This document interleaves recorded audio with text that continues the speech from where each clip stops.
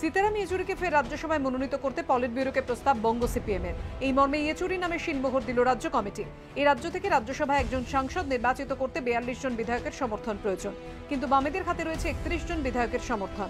স্বাভাবিক অঙ্কের নিয়মে বামেদের পক্ষে এককভাবে কোনো প্রার্থীকে রাজ্যসভায় পাঠানো সম্ভব নয়। সেক্ষেত্রে সীতারামকে সমর্থনে কংগ্রেসের কোনো আপত্তি নেই বলে সূত্রের খবর। এই প্রেক্ষাপটে সীতারাম ইয়েচুরিকে ফের রাজ্যসভার মনোনীত করার ব্যাপারে ঐক্যমত্যে পৌঁছয় সিপিএম রাজ্য সম্পাদক মণ্ডলী। এই বার্তাকে সামনে রেখেই কয়েকদিন আগে পলিট ব্যুরোকে চিঠি দিয়েছে সিপিএম রাজ্য কমিটি। বৃহস্পতিবার থেকে শুরু হওয়া দুদিনের রাজ্য কমিটির বৈঠকে এ বিষয়ে সিদ্ধান্ত পেশ করেন সিপিএম রাজ্য সম্পাদক। সূত্রের খবর, বৈঠকে সূর্যকান্ত মিশ্র বলেন, রাজ্যসভার সাংসদ হিসেবে অসাধারণ ভূমিকা পালন করেছেন সীতারাম ইয়েচুরি। যেভাবে বিজেপির উত্থান হচ্ছে, সেক্ষেত্রে সংসদীয় রাজনীতিতে তাঁকে প্রয়োজন। সেজন্যই পলিট ব্যুরোকে এ বিষয়ে চিঠি দেওয়া হয়েছে। সূত্রের খবর, রাজ্য কমিটির অধিকাংশ সদস্যই এ বিষয়ে সহমত পোষণ করেন।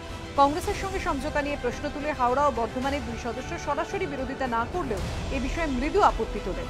রাজ্যসভায় পশ্চিমবঙ্গ থেকে নির্বাচিত সীতারাম ইয়েচুরি সহ 6 সাংসদের মেয়াদ শেষ হচ্ছে 18ই আগস্ট। সব মিলিয়ে ইয়েচুরিকে নিয়ে এবার পলিট ব্যুরোর কোর্টে বল ঠেলে দিল আলিমুদ্দিন। আগামী 6 ও 7ই জুন দিল্লিতে পলিট ব্যুরো বৈঠক। আলিমুদ্দিনের প্রস্তাবে তারা সম্মতি দেয় কিনা এখন সেটাই দেখার। বিতনু চট্টোপাধ্যায়ের রিপোর্ট, এবিপি আনন্দ, কলকাতা।